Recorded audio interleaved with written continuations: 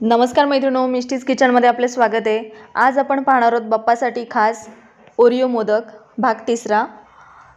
हे मोदक खूपच इझी आणि पटकन झटपट होतात आणि बिना गॅस बिना सोडा वापरता आपण हे मोदक बनवणार आहोत। खूपच छान लागतात, लहान मुलांना तर खूपच आवडतात। चला तर आपण पुढची प्रोसेस पाहूया। जर माझ्या चॅनलवरती तुम्ही नवीन असाल तर माझ्या चॅनलला लाईक, शेअर आणि सबस्क्राइब करायला विसरू नका। चला पुढची प्रोसेस पाहूया। नमस्कार मैत्रिणो, मिस्टीज किचनमध्ये आपले स्वागत आहे। आज आपण पाहणार आहोत ओरिओचे मोदक। हे मस्त असे बिना गॅस बिना सोडा झटपट अशी रेसिपी आहे। खूप छान असे मोदक होतात। तर चला आता आपण पुढची प्रोसेस पाहूया। त्याच्यासाठी मी इथे ओरिओचे बिस्किट घेतलेत। आता आपण हे फोडून घेणार आहोत। आता आपले हे जे ओरिओचे बिस्किट्स आहेत त्यातले आपण हे जे बिस्किट्स आहेत ते वेगळे करून यातली क्रीम आहे ती आपण स्टफिंगसाठी बाजूला काढून घेणार आहोत हे अशा पद्धतीने। आणि हे जे बिस्किट्स आहेत ते आपण मिक्सरला बारीक त्याचं चुरा करून घेणार आहोत। आता आपले जे बिस्किट होते ते मी मिक्सरला फिरवून घेतलेले आहेत। याच्यामध्ये आपण तुम्ही तूप घातलं तरी सुद्धा चालणार आहे। मी याच्यामध्ये मिठाई मीठ घालते।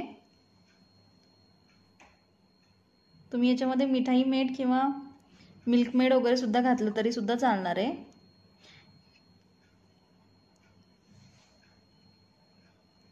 किंवा दुधाचा आटून खवा सुद्धा केला तरी सुद्धा चालणार आहे। आता आपण हे मिक्स करून घेणार आहोत।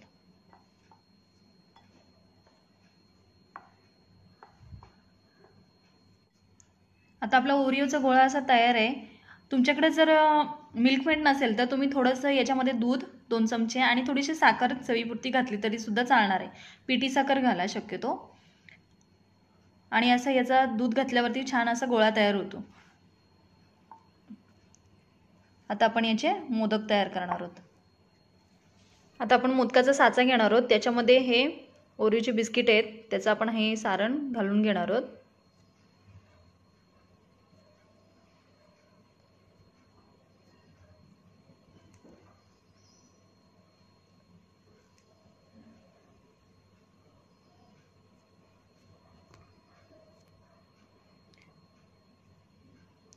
हे सारण असं घालून घ्यायचं आणि मध्ये असं आपण त्याला थोडासा खड्डा करणार आहोत आपलं जे व्हाईट क्रीम आहे ती घालण्यासाठी।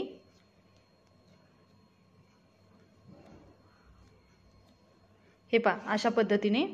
आणि आता आपण याच्यामध्ये आपली जी व्हाईट क्रीम होती त्याचे सुद्धा आपण बॉल्स बनवून याच्यामध्ये असे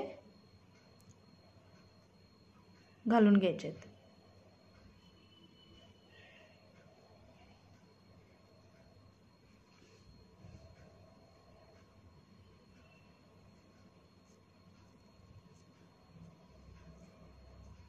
अशा पद्धतीने आता आपण हे साचा काढून घेणार आहोत।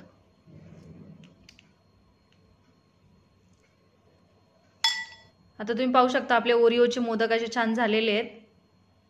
अशा पद्धतीने आपण सर्व मोदक तयार करणार आहोत। आता तुम्ही पाहू शकता आपले ओरिओचे मोदक असे तयार आहेत। ही रेसिपी खूप झटपट होते आणि लहान मुलांना तर खूपच आवडते। तर ही रेसिपी तुम्ही तुमच्या बाप्पासाठी नक्की ट्राय करा। जर माझे व्हिडिओ तुम्हाला आवडत असतील तर माझ्या चॅनलला लाईक, शेअर आणि सबस्क्राइब नक्की करा। Thank you.